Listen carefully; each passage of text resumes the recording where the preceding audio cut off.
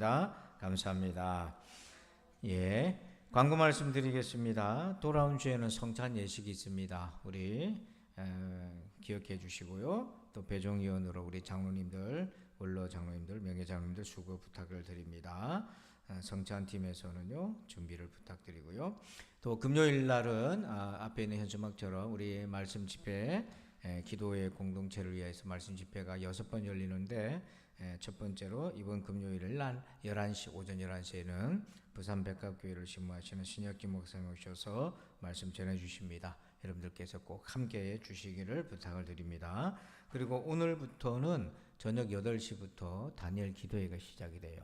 그래서 교회 단톡방에 링크를 우리 부목사님 올려주실 텐데요. 여러분 그걸 보시고 함께 은혜를 꼭 받으시기를 부탁을 드립니다. 그리고 나머지는 주보 광고를 참고하시면 되겠습니다. 자, 이 시간에 우리 오늘 주시는 말씀 같이 보겠습니다. 시편, 오늘 말씀 73편입니다. 시편 73편의 말씀 보겠습니다.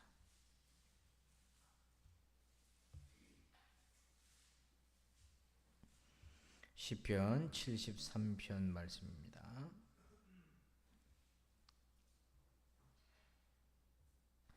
1절부터 우리 말씀을 보겠습니다. 조금 길지만 끝까지 우리 같이 보겠습니다. 하나님이 참으로 이스라엘 중 마음이 정결한 자에게 선을 행하시나 이는 내가 악인의 형통함을 보고 오만한 자를 질투하였음이로다. 사람들이 당하는 고난이 그들에게는 없고 사람들이 당하는 재앙도 그들에게는 없나니 살찜으로 그들의 눈이 솟아나며 그들의 소득은 마음의 소원보다 많으며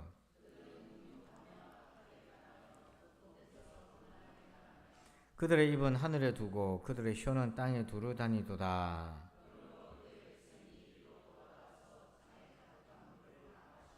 말하기를 하나님이 어찌하랴 지존자에게 지식이 있으랴 하는도다.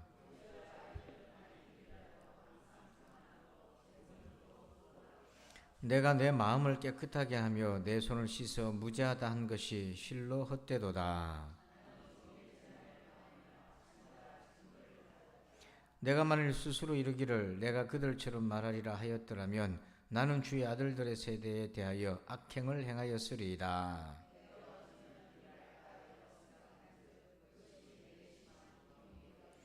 하나님의 성소에 들어갈 때에야 그들의 종말을 내가 깨달았나이다.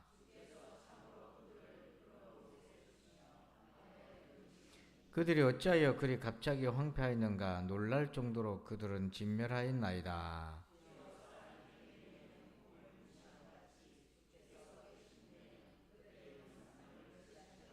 내 마음이 산란하며 내 양심이 찔렸나이다.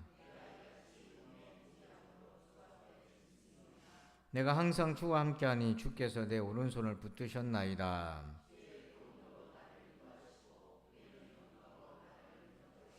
하늘에서는 주 외에 누가 내게 있으리요 땅에서는 주밖에 내가 사모할 리 없나이다.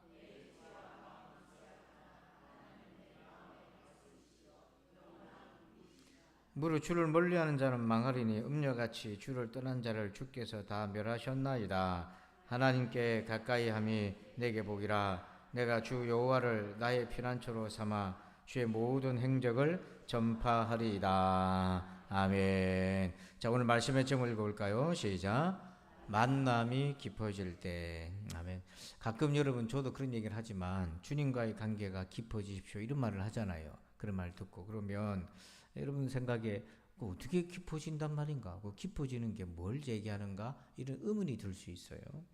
자, 그래서 여러분 오늘 주님과의 내 관계가 깊어진다. 어떤 과정을 통해서 깊어진단 말인가? 자, 2절 말씀 한번 봅시다.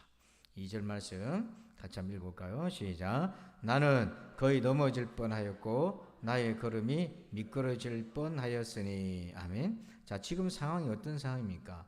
거의 넘어질 뻔하고 미끄러질 뻔했다. 이 실족의 위기에 놓여져 있는 거죠.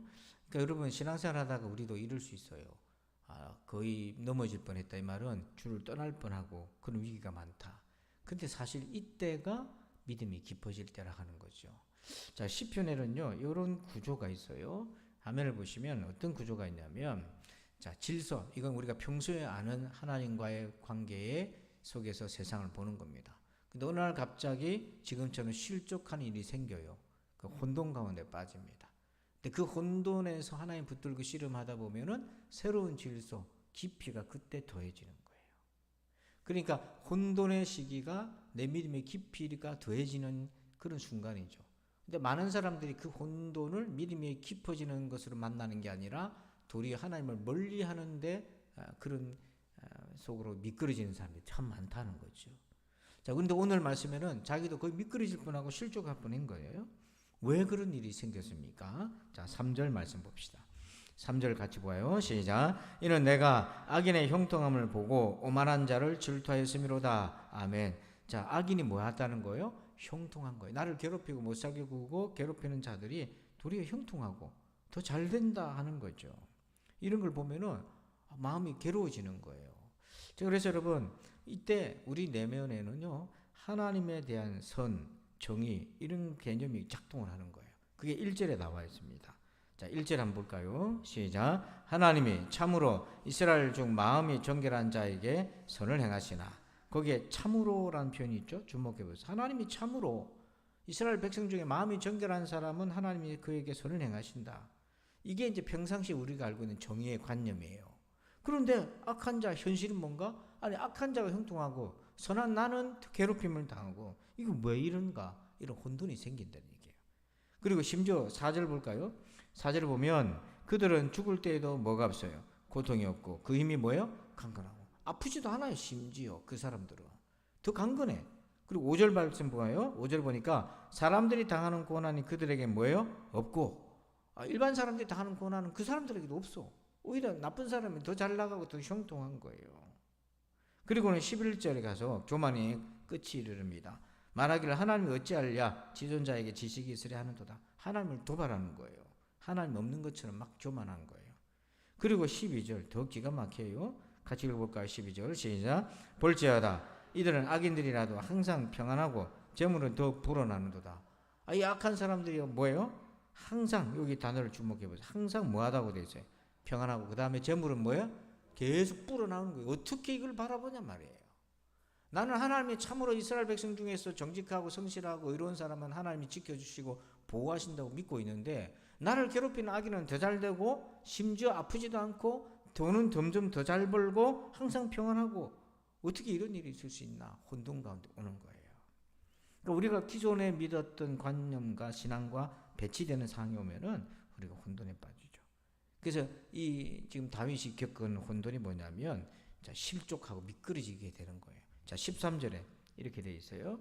자, 13절 보니까 내가 내 마음을 깨끗하게 하며 내 손을 씻어 무죄하다 한 것이 실로 뭐예요?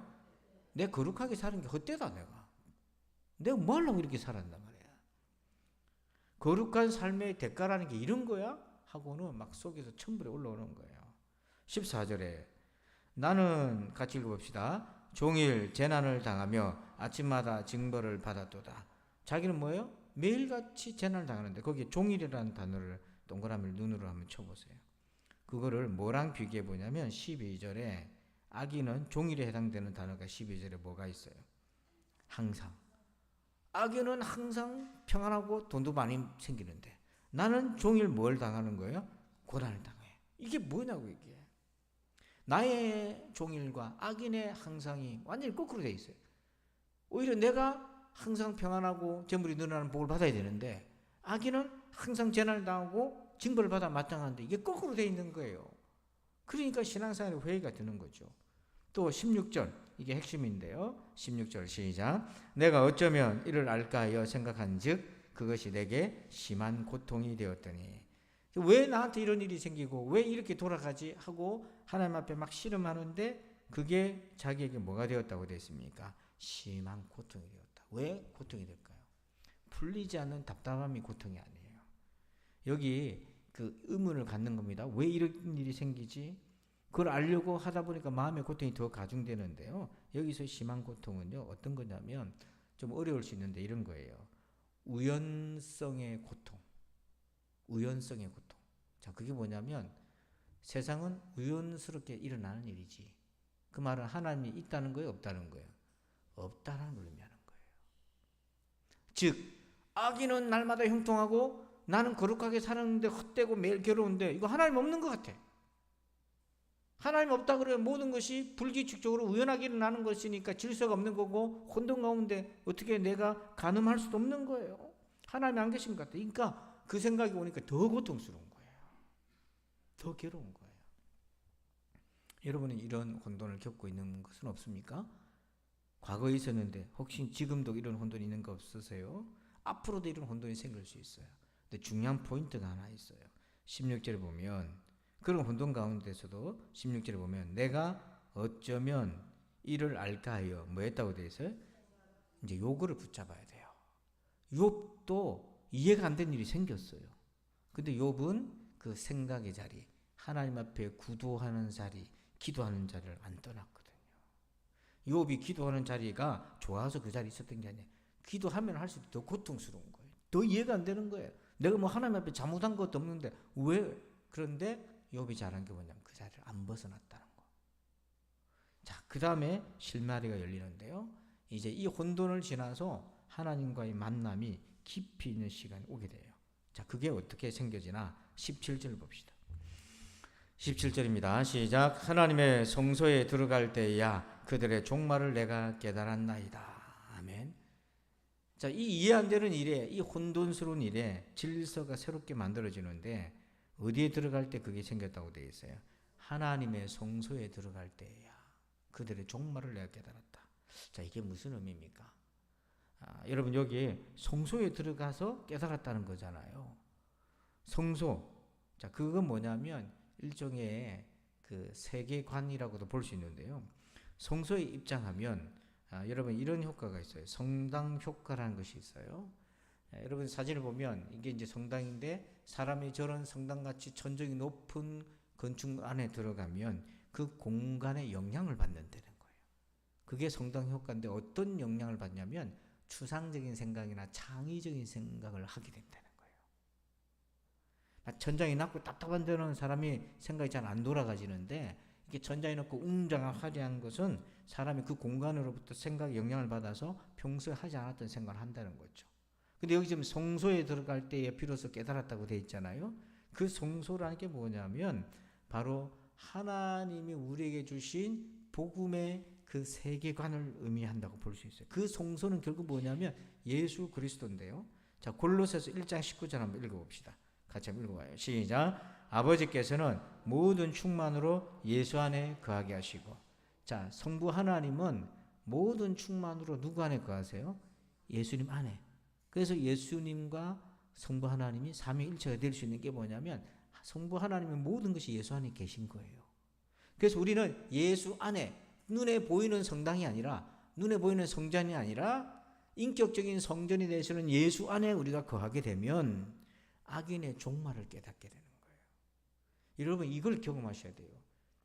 눈에 보이는 건축물이 주는 성당 효과가 아니라 예수 그리스도 안에 우리가 들어가면 예수 안에는 하나님이 충만하게 거하시기 때문에 그 예수님 안에서 우리의 생각과 마음들이 예수님에게로부터 영향을 받게 되는 거예요. 이게 진정한 성전의 효과인 거죠. 그게 뭐냐면 복음이신 예수 그리스도. 여러분 예수님이 이 땅에 오셔서 전하신 첫 번째 메시지가 뭡니까? 회개하라. 뭐가 가까웠다? 천국이 가까웠다. 회개와 천국 복음을 얘기한 거예요. 그래서 그 천국에 들어가기 위해서는 예수 그리스도를 하나님 아들로 믿고 죄사함을 받아야 되는 거잖아요. 그래서 이 복음의 눈으로 다시 보니까 이 악한 자들의 형통함, 자기의 고난이 비로소 깨달아지게 되었다. 자, 그래서 여러분 17절 한번 봐요. 17절 다시 보면 하나님의 성소에 들어갈 때야 이게 뭐 한두 번 들어갔겠어요. 그런데 어느 날 그 복음이신 예수 그리스도의 눈으로 지금 이 상을 보게 되었다는 거예요. 그럴 때에 그들의 뭐를 내가 깨달았다고 되어 있어요? 종말을 깨달았다. 자, 여러분 그들의 현재는 어떤 겁니까? 아프지도 않고 형통하고 재물이 불어나는 거예요. 그런데 복음의 관점에서 그들의 현재를 보니까요. 19절 보세요. 19절. 그들의 진짜 현재가 어떤지. 시작. 그들이 어찌하여 그리 갑자기 황폐되었는가 놀랄 정도로 그들은 전멸하였나이다. 거기에 갑자기 그리 항폐됐다. 그 부분을 주목해 보세요. 지금 이들이 아프지도 않고 재물로 늘어가고 평강한 것처럼 보이는데 복음이신 예수 그리스도의 관점에서 보면 그들의 그 형통한 현재는요, 그것은 정말 위태한 찰나적인 것에 불과하고 진짜 그들의 현실은 갑자기 망하는 거예요. 그게 보이기 시작하는 거예요. 그러잖아요. 예수님이 누가복음에서 비유하셨지 않습니까? 부자가 풍년을 이제 이루어서 창고도 많이 짓고 곡식도 다 쌓아놓고 이제 나 평안하겠다, 이제 내가 좀 살겠다 했을 때 그러고 있는데 하나님이 오셔서 뭐라고, 이 어리석은 자야, 오늘 밤에 네 생명을 취하리니 네가 평안하게 누린 걸 누가 되겠냐? 이게 뭐예요? 갑자기 황폐하게 되는 거예요. 세상에 대해서는 준비하고 부유한 자가 하나님에 대해서는 준비하지 못했던 자의 갑자기 하나님 심판이 일어난 거예요. 그리고 그들의 종말, 현재가 아니라 그들의 현재를 보고 막 시기질투하는 것이 아니라, 억울해하는 것이 아니라 그들의 종말이 보이는 겁니다. 근데 그들의 종말이라는 단어가 어떤 뜻이냐면 보상이라는 거예요. 상급이라는 거예요. 그게 뭐냐면 그들에게 주어지는 상급은 천국이 아니라 하나님의 심판이라는 거죠. 여러분, 우리도요, 이 땅에 살면, 이 땅에 사는 동안 악한 사람이 잘 되는 것 같아, 하나님 없는 것 같아. 여러분, 그런 땅의 관점을 보니까 그게 이해가 안 되잖아요. 근데 복음은 뭐예요? 영원한 관점이지 않습니까? 천국과 지옥의 관점으로 보는 거잖아요. 하나님의 그 영원한 심판을 피할 수가 없는 거예요. 그래서 우리도 사람을 쳐다볼 때, 예전에는 예수 믿기 전에는 막 부러워한 거야. 좋은 차 타고 좋은 집에 살면 야 좋겠다, 이렇게 부러워하지만은 복음이신 예수 그리스도를 영접하고 우리가 믿고 그들을 볼 때, 천국과 지옥의 복음으로 볼 때 그들은 뭐예요? 부러운 것이 아니라 어떻게 보여집니까? 불쌍한 거예요. 안타까운 거예요. 만약에 그들이 불쌍하고 안타깝게 안 보이면 여러분이 복음으로부터 지금 멀어져 있는 거죠. 이게. 그래서 성소에 들어갈 때야, 진짜 우리의 성전 대신 예수 그리스도 안에 거할 때야 그들이 부러운 것이 아니라 그들의 종말이 보이고 그들의 부러운 현실이 얼마나 깨지기 쉬운, 갑자기 망할 수밖에 없는 부실한 것인가, 찰나적인 것인가, 그게 보이는 거예요. 자, 그러면서 18절 봐요. 18절 한번 읽읍시다. 시작. 주께서 참으로 그들을 미끄러운 것에 두시며 파멸에 던지시니. 자, 주께서 그 다음 뭐라고 되어 있죠? 참으로. 이게 복음의 눈으로 보니까 이제 보이는 거예요. 근데 1절을 한번 보세요. 이 참으로랑 1절을 비교해 보세요. 자, 1절에 하나님이 그 다음 뭐라고 되어 있어요? 참으로. 이때 참으로는 혼돈스러운 거예요. 왜요? 분명히 하나님이 정결한 자를 선을 행하신다는데 현실은 안 그렇게 돌아간 거예요. 근데 성소에서 깨닫고 나니까 1절의 참으로가 18절에 가니까 복음의 눈으로 이해가 되는 거예요. 참으로 하나님은 그들을 미끄러운 곳에 두시고 파멸에 던지신다. 그래서 이 1절의 참으로와 18절의 참으로의 깊이가 틀린 거예요. 1절의 참으로는요, 예수 처음 믿으면 사람이 굉장히 이제 원칙적으로 되는 거예요. 그래서 믿는 사람 저렇게 하면 되나 막 이렇게 보다가 여러 많은 어려움을 겪고 나면, 혼돈을 겪고 나서 그 혼돈에서 주님 만나고 나면 18절의 참으로 복음의 눈으로 보게 되면서 이 같은 단어이지만 지표가 달라지는 거죠. 자, 그리고 18절 다시 보세요. 주께서 참으로 그들을 그다음 뭐라고 되어 있습니까? 미끄러운 곳에 두신다고 되어 있잖아요. 자, 미끄럽다는 것은 여러분 상상해 보십시오. 그 미끄러운 곳에 실족할 수밖에 없잖아요. 올라올라도 미끄러지고 또 미끄러지잖아요. 자, 이건 뭐냐면 스스로 나오려고 해도 나올 수 없고 미끄러지는 상태. 자, 사진 하나 보면은 이 신화 중에 시지포스 신화라는 것이 있습니다. 이 시지포스가 신의 형벌을 받는데 그 형벌이 뭡니까? 끊임없이 바위를 굴러 올리고 또 굴러 내려오고 굴러오고 굴러 내려오고. 그러니까 스스로 나오려고 해도 빠져나올 수 없는 그런 올무에 갇혀 있는 상태의 악인들은요. 자, 그런데 이들이 이렇게 미끄러워지는데, 자, 2절 말씀 보십시오. 2절 말씀. 나는 거의 넘어질 뻔하였고 나의 걸음이 뭐할 뻔했다? 미끄러질 뻔했다. 나도 그럴 뻔했다. 혼돈 때문에. 그러나 지금은 그렇지 않게 되었다. 성소에 들어갈 때에야 비로소 내가 그들의 종말을 깨달았다. 이렇게 고백하는 거예요. 자, 이 깨달은 과정까지 우리가 인내가 필요한 거예요. 자, 이렇게 되면 어떻게 이제 깊이가 되어지는지, 자, 22절 보십시다. 22절 믿음의 깊이가 어떻게 바뀌어가는지 볼까요? 22절 시작. 내가 이같이 우매무지함으로 주 앞에 짐승이 오나. 자, 여러분 22절에 자기가 어떤 존재라는 것을 깨닫게 됐습니까? 짐승이에요. 우매무지하다는 걸 깨달은 거예요. 그전에 믿음이 좋은 줄 알았는데 이런 혼돈을 지나가면서 나 우매무지한 짐승과 같았구나. 욥은요, 하나님 만나고 난 다음에 자기가 뭐와 같았다고 얘기합니까? 맹인이라고 얘기해요. 내가 귀로만 들었는데 이렇게 얘기해요. 사람들이 동방에 저 사람처럼 하나님을 경외하는 자가 없다고 평가했지만 그가 혼돈을 거치고 하나님을 만나고 난 다음에 깊어졌어요. 그랬을 때 자기를 뭐라고 얘기했냐면 이전의 신앙은 난 맹인이었다. 지금 오늘 시편에도 이렇게 혼돈을 지나 하나님을 만나고 나니까 자기는 믿음이 깊은 줄 알았는데 자기는 뭐했다? 짐승처럼 우매무지했더라 하고는 겸손해져요. 깊어진 거죠. 그리고 23절 볼까요? 23절 시작. 내가 항상 주와 함께하니 주께서 내 오른손을 붙드셨나이다. 아멘. 자, 여기 23절 앞에 내가 항상 주와 함께하니 이 부분을 주목하세요. 자, 이 부분이요. 항상 주와 함께했다. 이 혼돈의 순간에도 그가 생각의 자리, 기도의 자리를 떠나지 않았던 거죠. 의문의 고통에도 포기하지 않았어요. 자, 근데 여기서 내가 항상 주와 함께 한다고 하는 이 말의 문의와 결이 좀 달라요. 우리는 주와 함께 한다 했을 때 어떤 문의를 생각합니까? 막 찬송 부르고 기뻐하고 막 성령님 의지하고 이렇게 생각하잖아요. 근데 여기서 항상 주와 함께 하니의 문의는 뭐냐면 의문의 심한 고통을 안고 그 생각 사이에 왜 내게 이런 일이 일어났는지를 막 투쟁하면서 괴로워하는 욥의 자리에 있는 것도 하나님이 뭐라고 평가하냐면 항상 주와 함께 한 거다고 얘기해요. 그러니까 여러분 힘들고 어려운 일이 있을 때 믿음의 자리에서 하나님을 바라보고 아직 답을 얻지 못한 그 자리이고 하지만은 그 자리에서 인내하고 씨름하는 것도 하나님과 함께하는 것입니다. 그래서 이런 결과가 자기에게 오는 거예요. 그랬을 때 23절 끝에 보니까 주께서 내 오른손을 뭐 했다고 되어 있어요? 붙들어 줬다. 이게 하나님 임재를 체험한 거잖아요. 그게 뭡니까? 내가 성소에 들어갈 때 비로소 깨달았다. 그들의 종말을. 그래서 진정한 성전 효과. 예수 그리스도 안에서 복음 안에서 보니까 깨달아졌다. 이게 주님이 내 오른손을 붙들어 주셨다 하는 그런 체험인 거예요. 그 주님과의 만남이 뭐예요? 이전과는 다른 거죠. 더 깊어지고요. 자, 24절 보십시다.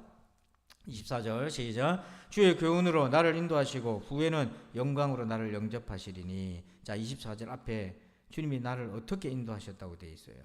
교훈으로. 그 교훈이 뭡니까? 내가 주의 성소에 들어갔을 때 비로소 깨달았다. 그러니까 여러분 하나님 우리를 인도하실 때 꿈에서 네 이렇게 해라 저렇게 해라도 할 수도 있고 다 기도하다가 강한 감동을 받고도 할 수 있는데 이 혼돈에 빠진 사람에게 하나님 인도하신 게 뭐냐면 교훈을 주시는 거예요. 깨달음을 주시는 거예요. 그게 하나님 인도하십니다. 그래서 오늘 제가 여러분들하고 기도할 때도 그렇고 말씀 가운데 주님 만나자고 하잖아요. 그게 뭐냐면 말씀 가운데서 혼돈스러워하고 고민하는 우리를 교훈하셔서 인도하시는 거예요. 그게. 그러니까 주님 만나는 거죠. 그게. 그래서 만남이 깊어진 거예요. 한쪽으로 치우치지 않고 깊어지고. 그리고 25절 봅시다. 25절 시작. 하늘에서는 주 외에 누가 내게 있으리요 땅에서는 주밖에 내가 사모할 리 없나이다. 아멘. 사모함의 깊이가 달라져요. 25절 끝에 하늘과 땅에 내가 사모할 것은 분은 누구밖에 없어요? 주님밖에 없어요. 그 앞에는 뭐 했습니까? 원망했잖아요. 하나님 안 계신 것 같아. 내가 거룩하게 사는 것이 헛것 같아. 그랬는데 지금 뭐예요? 그 성소에 들어가 주의 그 섭리를 깨닫고 보니까 내가 땅에서나 하늘에서 내가 사모할 분은 하나님밖에 없어. 그 사모함이 더 깊어진 거예요. 더 견고해지게 된 거예요. 자, 28절 읽읍시다. 28절 시작. 하나님께 가까이 함이 내게 복이라. 내가 주 여호와를 나의 피난처로 삼아 주의 모든 행적을 전파하리라. 아멘. 28절에 하나님께 뭐함이 가까이. 이 사람은 하나님을 가까이 한 형식이 무엇이었습니까? 예, 16절 보세요. 16절. 하나님을 가까이 했던 게 뭡니까? 내가 어쩌면 이를 알까 하여 생각한 즉 그것이 내게 심한 뭐예요? 고통이 되었다. 바로 이게 하나님을 가까이 했던 거예요.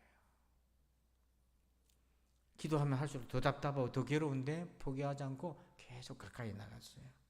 그랬더니 그게 나한테 복이더라. 왜? 성소에 들어갈 때 이 말은 뭐예요? 주를 가까이 했다는 거잖아요. 막 길거리 방황하고 어디 세상적으로 풀고 그게 아니라 그럼에도 불구하고 성소에 들어가고 계속 기도했다는 거죠. 한 번 들어가서 깨달은 게 아니잖아요. 계속 기도하고 들어가고 또 기도하고 했는데 어느 날 하나님이 깨닫게 해주셨다는 거잖아요. 그게. 그러고 보니까 내가 이렇게 하나님을 가까이 했던 게 진짜 복이구나. 왜냐하면 비로소 내가 그들의 종말을 깨닫게 되었고 하나님이 어떤 분이신지 내가 알게 되었고 하마터면 내가 실족할 뻔한 거예요. 그런데 주를 가까이 했더니 실족할 뻔 할 뻔했던 나를 건져주신 거예요. 그래서 진짜 이게 복이다라고 고백하는 거예요. 여러분에게도 이런 은혜가 있기를 축복합니다. 그래서 여러분 정리해 볼까요? 질서 1절이 질서인데요. 하나님이 참으로 이스라엘 중 마음이 정결한 자에게 선을 행하시나. 자, 우리 그림을 한번 봅시다. 그림 보면 질서, 이게 평소 우리가 아는 거예요. 하나님은 그 마음이 정결한 자에게 선을 행하시고 복 주신다. 이게 질서예요. 근데 혼돈이 와요. 3절 보십시다. 이는 내가 악인의 형통함을 보고 오만한 자를 질투하였습니다. 악인이 뭐하고 있다? 형통하다. 이게 혼돈에 온 거예요. 자, 그런데 새로운 질서 깊이가 더해지죠. 17절 한번 같이 읽어봅시다. 시작. 하나님의 성소에 들어갈 때에야 그들의 종말을 내가 깨달았나이다. 비로소 깊이가 더해졌어요. 자, 그럼 여기서 혼돈에서 새로운 질서 깊이로 가기 위해서는 중간에 필요한 것이 있어요. 그게 16절. 내가 어쩌면 이를 알까 하여 생각한 적 그것이 내게 심한 고통이 되었더니. 욥처럼 그 심한 고통이지만 하나님 앞에 서 있어야 되는 거예요. 주를 가까이 하셔야 되는 거예요. 그래야 새로운 질서 깊이 있게 주님을 만나서 하늘과 땅에 내가 사모할 분은 우리 주님밖에 없다. 이 고백이 우리 모두의 고백이 되기를 축복합니다. 우리 함께 찬양하겠습니다. 예수 늘 함께 우리 찬양 들으시면서 오늘 말씀을 생각하면서 기도하십시다. 여러분의 혼돈이 있고 의문이 있을 때 오늘 그 의문이 성소에 들어갈 때 비로소 깨달아지는 은혜가 있기를, 그런 마음으로 우리 찬송하고 같이 기도하는 시간 갖겠습니다.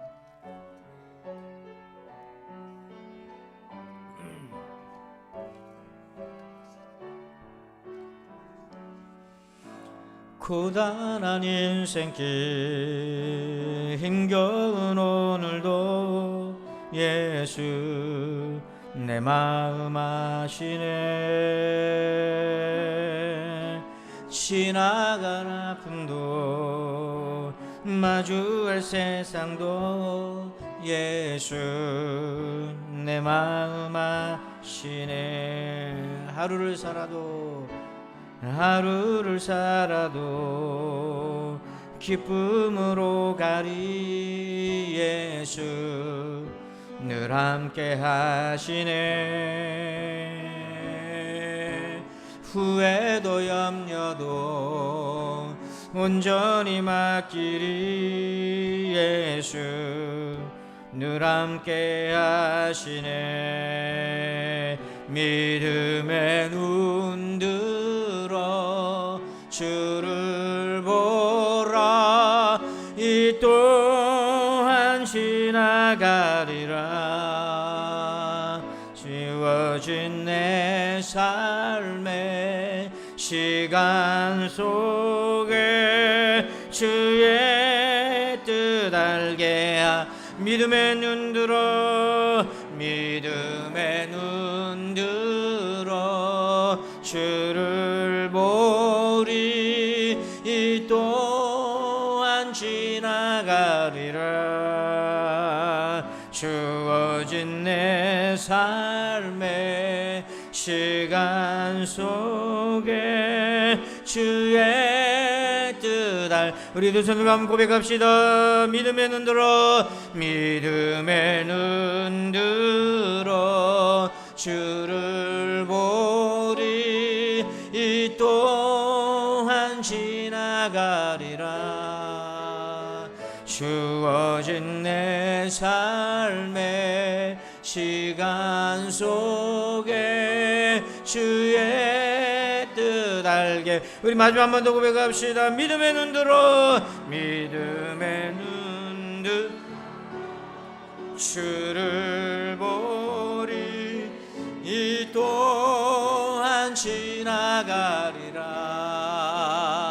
주어진 내 삶의 시간 속에 주의 뜻 알게 하소서. 우리 기도할 텐데요, 여러분도 혼돈스러울 때가 있을 겁니다. 이게 뭐지? 내가 어떻게 이렇게 살았는데 나한테 돌아오는 것이 이게 뭔가 하나님 원망스럽고 풀리지 않는 때가 있을 겁니다. 그 의문을 품으면 품을수록 고통이 더 심해질 수 있을 겁니다. 미끄러질 뻔하고 실족할 뻔할 수 있을 것입니다. 그럼에도 불구하고 하나님을 가까이 하십시오. 성소에 계속해서 드나드시길 바랍니다. 하나님을 더 가까이 하시길 바랍니다.